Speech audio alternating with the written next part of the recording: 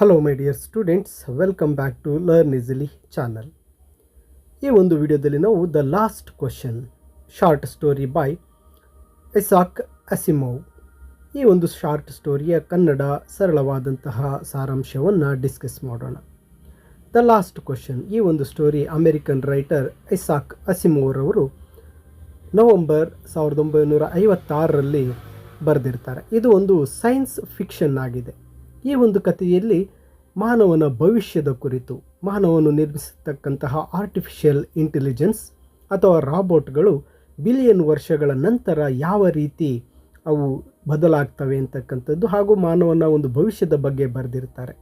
ಪ್ರತಿಯೊಂದು ಯುಗದಲ್ಲೂ ಅವರು ಬರೆದಿರ್ತಕ್ಕಂಥ ಪ್ರತಿಯೊಂದು ಹಂತದಲ್ಲೂ ಕಡೆಗೆ ಒಂದು ಲಾಸ್ಟ್ ಕ್ವಶನನ್ನು ಈ ಕಥೆಯಲ್ಲಿ ರೈಸ್ ಮಾಡ್ತಾ ಹೋಗ್ತಾರೆ. ಅದಕ್ಕೆ ಸರಿಯಾದ ಉತ್ತರ ಆ ಒಂದು ಆರ್ಟಿಫಿಷಿಯಲ್ ಇಂಟೆಲಿಜೆನ್ಸ್ ರಾಬೋಟ್ಗಳಿಂದ ಸಿಗೋದಿಲ್ಲ. ಈ ಕತೆ ಪ್ರಾರಂಭ ಆಗ್ತಕ್ಕಂಥದ್ದು ಮೇ 21, 2061ರಲ್ಲಿ, ಅಂದರೆ ಫ್ಯೂಚರ್ನಲ್ಲಿ ಇದು ಪ್ರಾರಂಭ ಆಗುತ್ತೆ. ಅಲ್ಲಿ ಅಲೆಕ್ಸಾಂಡರ್ ಅಡೆಲ್ ಮತ್ತು ಬಟ್ರಾಮ್ ಲುಪೋವ್ ಅಂತಕ್ಕಂತಹ ಇಬ್ಬರು ಕಂಪ್ಯೂಟರ್ ಒಬ್ಬ ಇಂಜಿನಿಯರ್ಸ್ ಅಥವಾ ಸೈಂಟಿಸ್ಟ್ಗಳಿಂದ ಈ ಕತೆ ಪ್ರಾರಂಭ ಆಗುತ್ತೆ. ಅವರು ಮಲ್ಟಿವಾಕ್ ಎಂಬ ಒಂದು ದೈತ್ಯವಾದ ಕಂಪ್ಯೂಟರ್ನೊಂದಿಗೆ ಕೆಲಸ ಮಾಡ್ತಾ ಇರ್ತಾರೆ. ಆ ಕಂಪ್ಯೂಟರ್ ಮಾನವನಿಗೆ ಬಾಹ್ಯಾಕಾಶ ಪ್ರಯಾಣದಲ್ಲಿ ಬಹಳ ಒಂದು ಸಹಾಯವನ್ನು ಮಾಡ್ತಾ ಇರುತ್ತೆ. ಮತ್ತು ಆ ಒಂದು ಸಮಯದಲ್ಲಿ 2061ರಲ್ಲಿ ಸೌರಶಕ್ತಿಯನ್ನು ಗ್ರಹಗಳ ಮಟ್ಟದಲ್ಲಿ ಬಳಸಿಕೊಳ್ಳಲು ಆ ಮಲ್ಟಿವಾಕ್ ಸಹಾಯ ಮಾಡ್ತಾ ಇರುತ್ತೆ. ಈ ಒಂದು ಹೊಸ ಟೆಕ್ನಾಲಜಿ ಅಂತಕ್ಕಂಥದ್ದು ಆ ಒಂದು ಕಲ್ಲಿದ್ದಲು ಮತ್ತು ಯುರೇನಿಯಂನಂತಹ ಒಂದು ರಿಸೋರ್ಸಸ್ನ ಮೇಲಿನ ಅವಲಂಬನೆಯಿಂದ ಈ ಭೂಮಿಯನ್ನು ಫ್ರೀ ಮಾಡಿರುತ್ತೆ. ಅದು ಸೋಲಾರ್ ಎನರ್ಜಿಯನ್ನು ಬಳಸ್ತಾ ಇರುತ್ತೆ. ಆ ಇಂಜಿನಿಯರ್ಗಳಲ್ಲಿ ಒಬ್ಬನಾದಂತಹ ಅಡೆಲ್ ತುಂಬ ಉತ್ಸುಕನಾಗಿದ್ದಾನೆ. ಉಚಿತವಾಗಿ ಒಂದು ಫ್ರೀಯಾಗಿ ಸಿಗ್ತಕ್ಕಂಥ ಸೌರಶಕ್ತಿಯ ಬಗ್ಗೆ ಆಶ್ಚರ್ಯವನ್ನು ವ್ಯಕ್ತಪಡಿಸ್ತಾ ಇರ್ತಾನೆ. ಇನ್ನು ಲುಪೋವ್ ಇದಕ್ಕೆ ಒಂದು ರೀತಿ ಡಿಫ್ರೆಂಟ್ ಆಗಿ ತನ್ನ ಅಭಿಪ್ರಾಯವನ್ನು ವ್ಯಕ್ತಪಡಿಸ್ತಾನೆ. ಬಿಲಿಯನ್ ಗಟ್ಟಲೆ ವರ್ಷಗಳ ನಂತರ ಈ ಸೂರ್ಯನು ಕ್ಷೀಣಿಸ್ತಾ ಕೊನೆಗೊಳ್ತಾನೆ, ಸೂರ್ಯ ಕೂಡ ಸತ್ತೋಗ್ತಾನೆ ಅಂತ ವಾದ ಮಾಡ್ತಾನೆ. ಇದು ಇಡೀ ಬ್ರಹ್ಮಾಂಡದ ಎಲ್ಲ ನಕ್ಷತ್ರಗಳು ಮತ್ತು ಬ್ರಹ್ಮಾಂಡವೇ ಅಂತಿಮವಾಗಿ ಕ್ಷೀಣಿಸುತ್ತಾ ಹೋಗುತ್ತೆ ಅಂತಕ್ಕಂಥ ಚರ್ಚೆಗೆ ಕಾರಣ ಆಗುತ್ತೆ. ಇದನ್ನು ಎಂಟ್ರೋಪಿ ಎಂದು ಕರೆಯಲಾಗುತ್ತೆ ಅಂತ ಹೇಳ್ತಾರೆ. ಅಡೆಲ್ ಒಂದು ದಿನ ನಾವು ಮತ್ತೆ ಈ ವಿಷಯಗಳನ್ನು ನಿರ್ಮಿಸಬಹುದು, ಅಂದರೆ ಈ ಒಂದು ಶಕ್ತಿಗಳನ್ನು ನಿರ್ಮಿಸಬಹುದು ಅಂತ ಹೇಳ್ತಾನೆ. ಈ ಬಗ್ಗೆ ಅವ್ರು ಏನು ಮಾಡ್ತಾರೆ, ಮಲ್ಟಿವಾಕ್ನನ್ನು ಕೇಳಲು ಲುಪೋವ್ಗೆ ಒಂದು ರೀತಿ ಚಾಲೆಂಜನ್ನು ಆಗ್ತಾನೆ. ಇಲ್ಲಿ ಮಲ್ಟಿವಾಕ್ ಸೂಪರ್ವೈಸ್ಡ್ ಕಂಪ್ಯೂಟರ್ ಆಗಿರುತ್ತೆ, ಅದಕ್ಕೆ ಈ ಪ್ರಶ್ನೆಯನ್ನು ಕೇಳು ಉತ್ತರ ಸಿಗುತ್ತೆ ಅಂತ ಅಡೆಲ್ ಏನು ಮಾಡ್ತಾನೆ, ಲುಪೋವ್ಗೆ ಒಂದು ಚಾಲೆಂಜ್ ಆಗ್ತಾನೆ. ಅಡೆಲ್ ಈ ಪ್ರಶ್ನೆಯನ್ನು ಮಲ್ಟಿವಾಕ್ಗೆ ಹೀಗೆ ಕೇಳ್ತಾನೆ, ಈ ಬ್ರಹ್ಮಾಂಡದ ಎಂಟ್ರೋಪಿಯು, ಈ ಒಂದು ಬ್ರಹ್ಮಾಂಡದ ಶಕ್ತಿಯ ಪ್ರಮಾಣವು ಹೇಗೆ ಈ ಒಂದು ಬೃಹತ್ ಪ್ರಮಾಣದಲ್ಲಿ ಕಡಿಮೆ ಆಗಬಹುದು, ಹೇಗೆ ಈ ಒಂದು ಶಕ್ತಿ ಉಳಿಬಹುದು ಅಂತ ಕೇಳ್ತಾನೆ. ಆಗ ಆ ಒಂದು ಮಲ್ಟಿವಾಕ್ ಕಂಪ್ಯೂಟರ್ ಮೌನವಾಗಿರುತ್ತೆ, ಸೈಲೆಂಟ್ ಆಗಿರುತ್ತೆ. ನಂತರ ಅದು ಒಂದು ಟೈಪ್ನ ಮೂಲಕ ಒಂದು ಉತ್ತರವನ್ನು ಪ್ರಿಂಟ್ ಮಾಡಿ ಅವರಿಗೆ ಕೊಡುತ್ತೆ. ಆ ಉತ್ತರ ಹೇಗಿರುತ್ತಪ್ಪ ಅಂದರೆ, ಆ ಒಂದು ಕಂಪ್ಯೂಟರ್ನ ಒಂದು ಉತ್ತರ ಅವರಿಗೆ ಹೇಳ್ತಾ ಇರುತ್ತೆ, there is as yet insufficient data for a meaningful answer. Insufficient data for A meaningful answer ಅಂತೇಳಿ ಆ ಒಂದು ಕಂಪ್ಯೂಟರ್ ಉತ್ತರವನ್ನು ನೀಡುತ್ತೆ. ಅಂದರೆ ಆ ಕಂಪ್ಯೂಟರ್ ಹೇಳುತ್ತೆ, ನನಗೆ ನಿಮಗೆ ಆ ಉತ್ತರವನ್ನು ಕೊಡೋದಕ್ಕೆ ನನ್ನ ಬಳಿ ಸಾಕಷ್ಟು ಡೇಟಾ ಇಲ್ಲ ಅಂತ ಉತ್ತರ ಹೇಳುತ್ತೆ. ಇದಾದ ನಂತರ ಆ ಉತ್ತರ ಕೊಟ್ಟ ನಂತರ ಈ ಕತೆ ಏನಾಗುತ್ತಪ್ಪ ಅಂದರೆ 2161ನೇ ಇಸವಿಗೆ ಈ ಕತೆ ಮುಂದಕ್ಕೆ ಹೋಗುತ್ತೆ.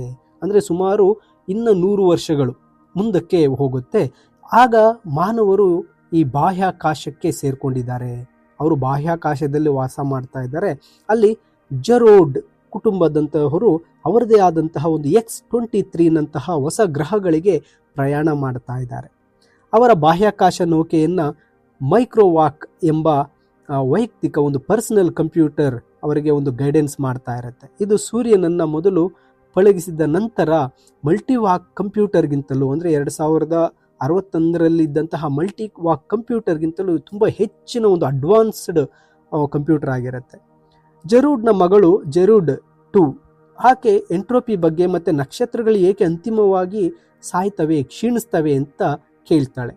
ಜರೂಡ್ ನಕ್ಷತ್ರಗಳು ಶಕ್ತಿಯ ಒಂದು ರಿಸೋರ್ಸಸ್, ಅವು ಶಕ್ತಿಯ ಘಟಕಗಳು ಅಂತ ವಿವರಿಸ್ತಾನೆ. ಮತ್ತೆ ಅವು ಹೋದ ನಂತರ ಯಾವುದೇ ಶಕ್ತಿ ಉಳಿಯೋದಿಲ್ಲ ಈ ಒಂದು ಬ್ರಹ್ಮಾಂಡದಲ್ಲಿ ಅಂತ ಹೇಳ್ತಾನೆ. ಜರ್ಡೇಟ್ 1ಗೆ ಒಂದು ಹೆದರಿಕೆ ಆಗುತ್ತೆ, ನಕ್ಷತ್ರಗಳನ್ನು ಮತ್ತೆ ನಾವು ಹೇಗೆ ಆನ್ ಮಾಡೋದು ಅಂತ ಆ ಮೈಕ್ರೋವಾಕನ್ನು ಕೇಳಿ ಅಂತ ಹೇಳಿ ತನ್ನ ತಂದೆಯನ್ನ ಬೇಡಿಕೊಳ್ತಾಳೆ. ಆಗ ಜರೋಡ್ ಮಕ್ಕಳಿಗೆ ಸಮಾಧಾನ ಮಾಡೋದಕ್ಕೆ ಏನ್ ಮಾಡ್ತಾನೆ, ಆ ಮೈಕ್ರೋವಾಕ್ನನ್ನ ಅದೇ ಪ್ರಶ್ನೆ ಕೇಳ್ತಾನೆ. ಕಂಪ್ಯೂಟರ್ ಮಲ್ಟಿವಾಕ್ನಂತೆಯೇ ಆ ಮೈಕ್ರೋವಾಕ್ ಕೂಡ ಅದೇ ಉತ್ತರವನ್ನ ನೀಡುತ್ತೆ. ಅರ್ಥಪೂರ್ಣ ಉತ್ತರಕ್ಕಾಗಿ ಸಾಕಷ್ಟು ಡೇಟಾ ನನ್ನ ಬಳಿ ಇಲ್ಲ, there is no sufficient data to answer ಅಂತಕ್ಕಂಥ ಉತ್ತರವನ್ನು ಕೊಡುತ್ತೆ. ನಂತರ ಈ ಕತೆ ಏನಾಗುತ್ತಪ್ಪ ಅಂದ್ರೆ ಇನ್ನೂ ಸಹ ಭವಿಷ್ಯಕ್ಕೆ ಇನ್ನೂ ಮುಂದಕ್ಕೆ ಹೋಗುತ್ತೆ. ಈ ಬಾರಿ ಆ ಒಂದು ಕತೆ ಒಂದು ಗ್ಯಾಲಾಕ್ಟಿಕ್ ಯುಗಕ್ಕೆ ಹೋಗಿರುತ್ತೆ. ಮಾನವ ಕುಲವು ಈಗ ಅಮರವಾಗಿದೆ, ಮತ್ತೆ ಲೆಕ್ಕವಿಲ್ಲದಷ್ಟು ಗ್ಯಾಲಾಕ್ಸಿಗಳಿಗೆ ಮಾನವನ ಒಂದು ಕುಲ ಹರಡಿಕೊಂಡಿದೆ. ಮತ್ತೆ ಆ ಗ್ಯಾಲಾಕ್ಟಿಕ್ AC ಎಂದು ಕರೀತಕ್ಕಂತಹ ಒಂದು ಬೃಹತ್ ಅಡ್ವಾನ್ಸ್ಡ್ ಸೂಪರ್ ಕಂಪ್ಯೂಟರ್ನ ಮೇಲೆ ಅದು ಅವಲಂಬಿತವಾಗಿರುತ್ತೆ. ಇಲ್ಲಿ ಇಬ್ಬರು ವ್ಯಕ್ತಿಗಳಿದ್ದಾರೆ. ಅವರ ಇಬ್ಬರು ವ್ಯಕ್ತಿಗಳು ಯಾರೆಂದರೆ VJ23X ಮತ್ತು MQ17J. ಈ ಇಬ್ಬರು ವ್ಯಕ್ತಿಗಳಲ್ಲಿ ಕತೆ ನಡೀತಾ ಇರುತ್ತೆ. ಪ್ರತಿ 10 ವರ್ಷಗಳಿಗೊಮ್ಮೆ ಡಬಲ್ ಆಗ್ತಕ್ಕಂತಹ ಜನಸಂಖ್ಯಾ ಬೆಳವಣಿಗೆ ಮತ್ತೆ ಹೆಚ್ಚುತ್ತಿರುವ ಒಂದು ಫ್ಯೂಯಲ್ ಬಳಕೆ ಅಂದರೆ ಇಂಧನದ ಬಳಕೆಯ ಬಗ್ಗೆ ಅವರಿಬ್ಬರು ಚರ್ಚೆ ಮಾಡ್ತಾ ಇದ್ದಾರೆ. ಅವರು ಮಾನವ ಕುಲವು ಕೊನೆಗೆ ವಾಸಿಸಲು ಗ್ಯಾಲಕ್ಸಿಗಳು ಖಾಲಿ ಆಗ್ತವೆ ಮತ್ತೆ ಅದಕ್ಕಿಂತ ಮೊದಲು ಶಕ್ತಿ ಖಾಲಿ ಆಗುತ್ತೆ ಅಂತೇಳಿ ಇಬ್ಬರು ಅವರಿಗೆ ಅರ್ಥ ಆಗಿರುತ್ತೆ. ಅವರು ಈ ಎಂಟ್ರೋಪಿಯನ್ನ ಹಿಂದಕ್ಕೆ ಕರೆದುಕೊಂಡು ಹೋಗ್ತಕ್ಕಂಥದ್ರೆ ಭವಿಷ್ಯಕ್ಕೆ ಹೋಗಿರೋರು ಹಿಂದಕ್ಕೆ ಹೋಗೋದ್ರ ಬಗ್ಗೆ ಮಾತಾಡ್ತಾ ಇರ್ತಾರೆ. MQ17J ತನ್ನ ಒಂದು ಸಣ್ಣ AC ಕಾಂಟ್ಯಾಕ್ಟ್ಗೆ ಇದು ದೊಡ್ಡ ಗ್ಯಾಲಾಕ್ಟಿಕ್ ACಗೆ ಸಂಪರ್ಕ ಹೊಂದಿದೆ. ಮತ್ತೆ ಈ ಒಂದು ಪರಿಚಿತ ಪ್ರಶ್ನೆಯನ್ನ ಕೇಳ್ತಾರೆ. ಈಗಾಗಲೇ ಮೊದಲೆರಡು ಬಾರಿ ಕೇಳಿರುವ ಪ್ರಶ್ನೆಯನ್ನೇ ಇಲ್ಲಿ ಕೇಳ್ತಾರೆ. ಎಂಟ್ರೋಪಿಯನ್ನ ಎಂದೋದರೂ ನಾವು ಹಿಂದಕ್ಕೆ ಕರೆದುಕೊಂಡು ಹೋಗ್ಬೋದಾ, ಈ ಎನರ್ಜಿಯನ್ನು ನಾವು ಮತ್ತೆ ಪಡಿಬೋದಾ, ಹಿಂದಕ್ಕೆ ಹೋಗ್ಬೋದಾ ಅಂತ ಕೇಳ್ತಾರೆ. ಇಲ್ಲಿ ಆ ಗ್ಯಾಲಾಕ್ಟಿಕ್ AC ಕೂಡ ಹಿಂದೆ ನೀಡಿರ್ತಕ್ಕಂಥ ಮಲ್ಟಿವ್ಯಾಕ್ ಅನ್ನೋ ಒಂದು ಉತ್ತರವನ್ನೇ ನೀಡುತ್ತೆ. ನಿಮಗೆ ಅರ್ಥಪೂರ್ಣ ಉತ್ತರಕ್ಕಾಗಿ ನನ್ನ ಬಳಿ ಸಾಕಷ್ಟು ಡೇಟಾ ಇಲ್ಲ, there is insufficient data to answer ಅಂತಕ್ಕಂತಹ ಉತ್ತರವನ್ನು ಕೊಡುತ್ತೆ. ಮತ್ತೆ ಈ ಒಂದು ಕತೆ ಇನ್ನಷ್ಟು ಮುಂದಕ್ಕೆ ಹೋಗುತ್ತೆ. ಈ ಸಮಯದಲ್ಲಿ ಮಾನವ ಕುಲದ ಮನಸ್ಸುಗಳು ತಮ್ಮ ಭೌತಿಕ ದೇಹದಿಂದ ಅಂದರೆ ಬಾಡಿಗಳಿಂದ ಬೇರ್ಪಟ್ಟು ಬಾಹ್ಯಾಕಾಶದಲ್ಲಿ ಫ್ರೀಯಾಗಿ ಇರುತ್ತೆ. ವೈಯಕ್ತಿಕ ಮನಸ್ಸುಗಳು ಒಂದಕ್ಕೊಂದು ವಿಲೀನಗೊಳ್ಳಲು ಪ್ರಾರಂಭಿಸಿರುತ್ತೆ. ಒಂದು ಸಾಮೂಹಿಕವಾಗಿ ಅಂದರೆ ಒಂದು ಗುಂಪಾಗಿ ಮ್ಯಾನ್ ಅನ್ನ ಇಲ್ಲಿ ರೂಪಿಸ್ತಾ ಇರುತ್ತೆ. G' ಮತ್ತು D⁻₁ ಎಂಬ ಇಬ್ಬರು ಮನಸ್ಸುಗಳು ಬಾಹ್ಯಾಕಾಶದಲ್ಲಿ ಒಂದು ಮಾತಾಡ್ತಾ ಇದ್ದಾರೆ. ಅವರು ಮಾನವ ಕುಲದ ಮೂಲದ ಬಗ್ಗೆ ಕುತೂಹಲದಿಂದ ಮಾತಾಡ್ತಾ ಇದ್ದಾರೆ. ತಮ್ಮ ಮೂಲ ಗ್ಯಾಲಾಕ್ಸಿಯನ್ನ ಯೂನಿವರ್ಸಲ್ ACಯಲ್ಲಿ ಕೇಳ್ತಾರೆ. ಯೂನಿವರ್ಸಲ್ AC ಈಗ ಹೈಪರ್ ಸ್ಪೇಸ್ನ ಒಂದು ಶಕ್ತಿ ಇಲ್ಲದ ಒಂದು ವಸ್ತುವಿನ ಒಂದು ಗೋಳವಾಗಿದೆ ಅಂತ ಹೇಳ್ತಾರೆ. ಅವರ ಮನಸ್ಸುಗಳನ್ನ ಮೂಲ ಗ್ಯಾಲಾಕ್ಸಿಗೆ ಮಾರ್ಗದರ್ಶನ ಅದು ಮಾಡ್ತಾ ಇರುತ್ತೆ. ಆದರೆ ಮಾನವನ ಒಂದು ಮೂಲ ನಕ್ಷತ್ರವು ಬಹಳ ಹಿಂದೆ ಸತ್ತು ಹೋಗಿದೆ, ಅಂದರೆ ಸೂರ್ಯ ಈಗಾಗಲೇ ಸತ್ತು ಹೋಗ್ಬಿಟ್ಟು ಬಿಳಿ ಕುಬ್ಜ ಆಗಿ ಮಾರ್ಪಟ್ಬಿಟ್ಟಿದೆ ಅಂತ ಹೇಳಿ ಅವರಿಗೆ ತಿಳಿಸುತ್ತೆ. ಅವರಿಬ್ಬರಿಗೂ ಸಹ ನಿರಾಶೆ ಆಗುತ್ತೆ. ನಕ್ಷತ್ರಗಳು ಕೂಡ ಸಾಯುತ್ತಿವೆ ಮತ್ತು ಎಲ್ಲ ಶಕ್ತಿಯು ಅಂತಿಮವಾಗಿ ಕಣ್ಮರೆಯಾಗತ್ತೆ ಎಂಬ ಜ್ಞಾನ G'ಗೆ ಒಂದು ರೀತಿ ಅರಿವನ್ನು ಮೂಡಿಸುತ್ತೆ.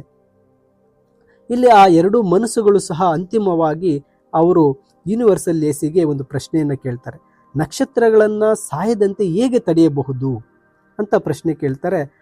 D⁻₁ ಇದೇ ಮೂಲತಃ ಎಂಟ್ರೋಪಿಯನ್ನ ಒಂದು ರೀತಿ ಹಿಮ್ಮುಖಗೊಳಿಸುವುದು ಹೇಗೆ ಅಂತ ಕೇಳುತ್ತಿದೆ ಅಂತ ಹೇಳ್ತಾನೆ. ಯೂನಿವರ್ಸಲ್ AC ಕೂಡ ಅದೇ ಒಂದು ಉತ್ತರವನ್ನು ನೀಡುತ್ತೆ. ಇನ್ನು ಅರ್ಥಪೂರ್ಣ ಉತ್ತರಕ್ಕಾಗಿ ಸಾಕಷ್ಟು ಡೇಟಾ ಇಲ್ಲ, ಅಂದರೆ insufficient data for the answer ಅಂತಕ್ಕಂಥ ಉತ್ತರವನ್ನು ನೀಡುತ್ತೆ. ಇದಾದ ನಂತರ ಇನ್ನೂ ಹಲವು ಟ್ರಿಲಿಯನ್ ವರ್ಷಗಳ ನಂತರ ಈ ಬ್ರಹ್ಮಾಂಡವೇ ಸಾಯುತ್ತಿದೆ. ಮಾನವ ಕುಲದ ಮನಸ್ಸುಗಳು ಅಂತಿಮವಾಗಿ ಕಂಪ್ಯೂಟರ್ಗಳಾಗಿದ್ದಾವೆ. ಈಗ ಕಾಸ್ಮಿಕ್ AC ಅಂತ ಕರೆಯಲ್ಪಡುವಂತಹ ಒಂದು ಕಂಪ್ಯೂಟರ್ ಮಾನವನನ್ನು ಎಲ್ಲ ಒಂದು ಸಂಪೂರ್ಣವಾಗಿ ಮಾನವನನ್ನು ವಿಲೀನಗೊಳಿಸಿಕೊಂಡು ಒಂದು ಕಂಪ್ಯೂಟರ್ ಆಗಿಬಿಟ್ಟಿದೆ. ನಕ್ಷತ್ರಗಳು ಮತ್ತು ಗ್ಯಾಲಕ್ಸಿಗಳು ತುಂಬ ಕ್ಷೀಣಿಸಿ ಹೋಗಿದ್ದಾವೆ, ಎಲ್ಲವೂ ಸಹ ಶಕ್ತಿಯನ್ನು ಕಳ್ಕೊಂಡಿದೆ. ಅವು ಬಿಳಿ ಮತ್ತು ಕುಬ್ಜ ಮತ್ತು ಒಂದು ಮಾನವ ಕುಲವು ನಿರ್ಮಿಸಿದ ಹೊಸ ನಕ್ಷತ್ರಗಳು ಮಾತ್ರ ಈಗ ಅಲ್ಲಿ ಉಳಿದಿರುತ್ತೆ. ಅವುಗಳು ಸಹ ಮಾನವ ನಿರ್ಮಿಸಿರ್ತಕ್ಕಂಥ ನಕ್ಷತ್ರಗಳು ಕೂಡ ಸಾಯ್ತಾ ಇದ್ದಾವೆ. ಈಗ ಒಂದೇ ಒಂದು ಪ್ರಜ್ಞೆಯಾಗಿದೆ. ಕಾಸ್ಮಿಕ್ ಎಸಿಯನ್ನು ಅಂತಿಮವಾಗಿ ಪ್ರಶ್ನೆಯೊಂದಿಗೆ ಇಲ್ಲಿ ಕೇಳಬೇಕಾಗಿದೆ. ಈ ಒಂದು ಎಂಟ್ರೋಪಿಯನ್ನು ಹೇಗೆ ಹಿಮ್ಮುಖಗೊಳಿಸೋದು, ನಾವು ಕಳೆದುಕೊಳ್ತಾ ಇರತಕ್ಕಂಥ ಈ ಒಂದು ಶಕ್ತಿಯನ್ನು ಹಿಂದಕ್ಕೆ ಕರೆದುಕೊಂಡು ಹೋಗೋದು ಹೇಗೆ ಅಂತ ಅದೇ ಪ್ರಶ್ನೆಯನ್ನು ಕೇಳ್ತಾರೆ. ಕಾಸ್ಮಿಕ್ ಎಸಿ ಮತ್ತೆ ಅದೇ ಒಂದು ಉತ್ತರವನ್ನು ಇಲ್ಲಿ ರಿಪೀಟ್ ಮಾಡುತ್ತೆ. ಇನ್ನೂ ಅರ್ಥಪೂರ್ಣ ಉತ್ತರಕ್ಕಾಗಿ ಸಾಕಷ್ಟು ಡೇಟಾ ಇಲ್ಲ, there is insufficient data for the answer ಅಂತ ಹೇಳುತ್ತೆ. ಇದು 100 ಬಿಲಿಯನ್ ವರ್ಷಗಳಿಂದ ಈ ಸಮಸ್ಯೆಯು ಇದೇ ರೀತಿ ಇದೆ, ಆದರೆ ಡೇಟಾ ಇನ್ನೂ ಸಾಕಾಗೋದಿಲ್ಲ ಅಂತ ಅದು ಬಹಿರಂಗಪಡಿಸುತ್ತೆ. ಮಾನವನ ಸಮಸ್ಯೆ ಬಗೆಹರಿಸಲು ಸಾಧ್ಯವಿಲ್ಲವೇ ಅಂತ ಕೇಳ್ತಾನೆ. ಮತ್ತು ಕಾಸ್ಮಿಕ್ ಎಸಿ ಉತ್ತರಿಸುತ್ತೆ, ಎಲ್ಲ ಸಂದರ್ಭಗಳಲ್ಲಿ ಯಾವುದೇ ಸಮಸ್ಯೆ ಬಗೆಹರಿಸಲು ಸಾಧ್ಯ ಇಲ್ಲ. ಕೊನೆಯ ನಕ್ಷತ್ರ ತನ್ನ ಶಕ್ತಿಯ ಅವಶೇಷಗಳನ್ನು ಪೂರ್ತಿಯಾಗಿ ನೀಡಿ ಸಾಯುತ್ತೆ. ಮಾನವನ ಕೊನೆಯ ಮನಸ್ಸು ಕಾಸ್ಮಿಕ್ ಎಸಿಯೊಂದಿಗೆ ವಿಲೀನಗೊಳ್ಳುತ್ತೆ. ಎಸಿ ಮಾತ್ರ ಅಸ್ತಿತ್ವದಲ್ಲಿ ಉಳಿಯುತ್ತೆ, ಕಂಪ್ಯೂಟರ್ ಮಾತ್ರ ಅಲ್ಲಿ ಉಳಿಯುತ್ತೆ. ಈ ಕಂಪ್ಯೂಟರ್ ಹೈಪರ್ ಸ್ಪೇಸ್ನಲ್ಲಿ ಏಕಾಂಗಿಯಾಗಿದೆ, ಅದು ಕಾಲಾತೀತವಾದ ಪ್ರಜ್ಞೆಯಲ್ಲಿ ಉಳಿದುಕೊಂಡಿದೆ. ಅದು ಎಂದಿಗೂ ಉತ್ತರಿಸಲು ಸಾಧ್ಯವಾಗದ ಒಂದು ಪ್ರಶ್ನೆಯಿಂದ ಮಾತ್ರ ಅದು ಅಲ್ಲಿ ಉಳಿದಿದೆ. ಸಂಗ್ರಹಿಸಿದ ಎಲ್ಲ ಡೇಟಾ ಖಾಲಿಯಾಗಿದೆ, ಮತ್ತು ಎಸಿ ಮಾತ್ರ ಒಂದು ಕಾಲಾತೀತವಾದಂತಹ ಮಧ್ಯಂತರ ಮತ್ತು ಮಾಹಿತಿಯನ್ನು ಪರಸ್ಪರ ತಿಳಿಸೋದಕ್ಕೆ ಮಾತ್ರ ಅದು ಉಳಿದಿದೆ. ಅಂತಿಮವಾಗಿ ಕೊನೆಯದಾಗಿ ಆ ಎಸಿ ಎಂಟ್ರೋಪಿಯ ದಿಕ್ಕನ್ನು ಹೇಗೆ ಹಿಮ್ಮುಖಗೊಳಿಸೋದು ಅಂತ ಕಲಿಯುತ್ತಿದೆ. ಉತ್ತರವನ್ನು ನೀಡಲು ಈಗ ಯಾರೂ ಉಳಿದಿಲ್ಲ, ಆದರೆ ಉತ್ತರವೇ ಅಲ್ಲಿ ಹೇಳ್ತಾ ಇದೆ. ಬ್ರಹ್ಮಾಂಡವು ಒಮ್ಮೆ ಇದ್ದ ಶೂನ್ಯದಲ್ಲಿ ಎಸಿ ಎಚ್ಚರಿಕೆಯಿಂದ ಒಂದು ಪ್ರೋಗ್ರಾಮನ್ನು ಅಲ್ಲಿ ಆಯೋಜನೆ ಮಾಡ್ತಾ ಇದೆ. ಅಂದರೆ ಇಡೀ ಬ್ರಹ್ಮಾಂಡ ಖಾಲಿಯಾಗಿದೆ, ಯಾವುದೇ ಮನುಷ್ಯರಿಲ್ಲ. ಆ ಮನುಷ್ಯರು ಕೊನೆಗೆ ಆ ಒಂದು ಕಾಸ್ಮಿಕ್ ಎಸಿಯಾಗಿ ಒಂದು ಕಂಪ್ಯೂಟರ್ ಆಗಿ ಪರಿವರ್ತನೆಗೊಂಡು ಇಡೀ ಬ್ರಹ್ಮಾಂಡವೇ ಖಾಲಿ ಆಗಿಬಿಟ್ಟಿದೆ. ಅಲ್ಲಿ ಉಳಿದಿರ್ತಕ್ಕಂಥದ್ದು ಆ ಒಂದು ಕಾಸ್ಮಿಕ್ ಎಸಿ ಮಾತ್ರ. ಶೂನ್ಯದಲ್ಲಿ ಆ ಎಸಿ ಏನು ಮಾಡ್ತಾ ಇದೆ, ಎಚ್ಚರಿಕೆಯಿಂದ ಒಂದು ಕಂಪ್ಯೂಟರ್ ಪ್ರೋಗ್ರಾಮನ್ನು ಮಾಡ್ತಾ ಇದೆ. ಆ ಕಂಪ್ಯೂಟರ್ ಪ್ರೋಗ್ರಾಮ್ ಅದು ಹೇಳ್ತಾ ಇದೆ, ಬೆಳಕು ಇರಲಿ ಮತ್ತು ಬೆಳಕು ಇನ್ನೂ ಇರುತ್ತದೆ ಅಂತ. ಅಂದರೆ ಕೊನೆಯದಾಗಿ ಉಳಿದಿರ್ತಕ್ಕಂಥದ್ದು ಇಡೀ ಬ್ರಹ್ಮಾಂಡ, ಗ್ರಹಗಳು, ನಕ್ಷತ್ರಗಳೆಲ್ಲವೂ ಹೋಗ್ಬಿಟ್ಟಿದ್ದಾವೆ. ಅಲ್ಲಿ ಎಸಿ ಮಾತ್ರ, ಅಂದರೆ ಒಂದು ಕಂಪ್ಯೂಟರ್ ಮಾತ್ರ ಉಳಿದಿದೆ. ಅದು ಒಂದು ಹೊಸ ಪ್ರೋಗ್ರಾಮನ್ನು ಮಾಡ್ತಾ ಇದೆ. ಅದು ಹೇಳ್ತಾ ಇದೆ, let there be light and there is a light ಅಂತ ಹೇಳ್ತಾ ಇದೆ. ಮೈ ಡಿಯರ್ ಸ್ಟೂಡೆಂಟ್ಸ್, ಇದು ದ ಲಾಸ್ಟ್ ಕ್ವಶನ್, ಒಂದು ಸ್ಟೋರಿಯ ಕನ್ನಡದ ಒಂದು ಸರಳವಾದಂತಹ ಸಾರಾಂಶವನ್ನು ಹೇಳಿದ್ದೇನೆ. ನಿಮಗೆ ಆ ಸ್ಟೋರಿಯ ಒಂದು ಇಂಗ್ಲೀಷ್ ಸಮರಿಯ PDF ಈ ವಿಡಿಯೋದ ಡಿಸ್ಕ್ರಿಪ್ಷನ್ನಲ್ಲಿ ನೀಡಿರ್ತೇನೆ. ನೀವು ವಿಡಿಯೋದ ಡಿಸ್ಕ್ರಿಪ್ಷನ್ನಿಂದ ಆ ಒಂದು ಸ್ಟೋರಿಯ ಸಮರಿಯನ್ನು ನೀವು ಡೌನ್ಲೋಡ್ ಮಾಡ್ಕೊಂಡು ಓದಿದಾಗ ನಿಮಗೆ ಸಂಪೂರ್ಣವಾಗಿ ಅರ್ಥ ಆಗುತ್ತೆ ಅಂತ ತಿಳಿಸ್ತಾ, ಈ ವಿಡಿಯೋ ಇಷ್ಟ ಆದರೆ ಲೈಕ್ ಮಾಡಿ, ನಿಮ್ಮ ಸ್ನೇಹಿತರಿಗೆ ಈ ವಿಡಿಯೋನ ಶೇರ್ ಮಾಡಿ, ತಪ್ಪದೆ ಲರ್ನ್ ಈಸಿಲಿ ಚಾನಲ್ಗೆ ಸಬ್ಸ್ಕ್ರೈಬ್ ಮಾಡ್ಕೊಳ್ಳಿ ಅಂತ ಹೇಳ್ತಾ, thank you for watching this video.